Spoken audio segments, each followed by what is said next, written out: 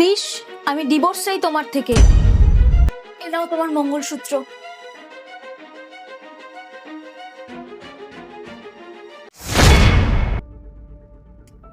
Finally মুক্তি পেলাম তোমার থেকে। জানি না কি দেখে তোমায় ভালোবেসেছিলাম।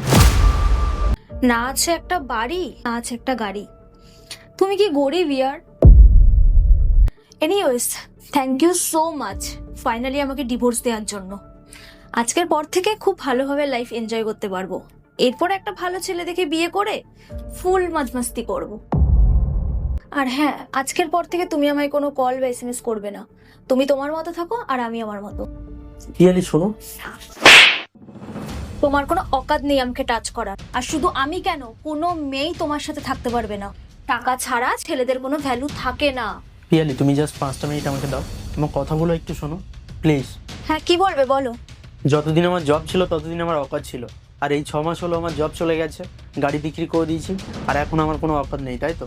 হ্যাঁ বললাম তো, আমার কাছে তোমার কোনো ভ্যালু নেই টাকা ছাড়া। ওকে, যাওয়ার আগে সত্যিটা তো জেনে যাও। বিগত 6 মাস ধরে তুমি যেগুলো দেখছো না, এগুলো সব প্রি প্ল্যান ছিল। কি বলছো তুমি? তাহলে 6 মাস ধরে তুমি আমার সাথে ড্রামা করছিলে? হ্যাঁ, আমি তোমার সাথে ড্রামা করছিলাম।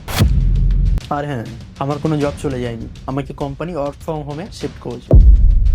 আর গাড়ি বিক্রি করে দিয়েছি এই জন্যই, সামনে তোমার বার্থডে আসছে, তো আমি ভেবেছিলাম তোমাকে নতুন কার গিফট করবো, বাট আফসোস তুমি লয়ালিটি টেস্টে হেরে গেলে।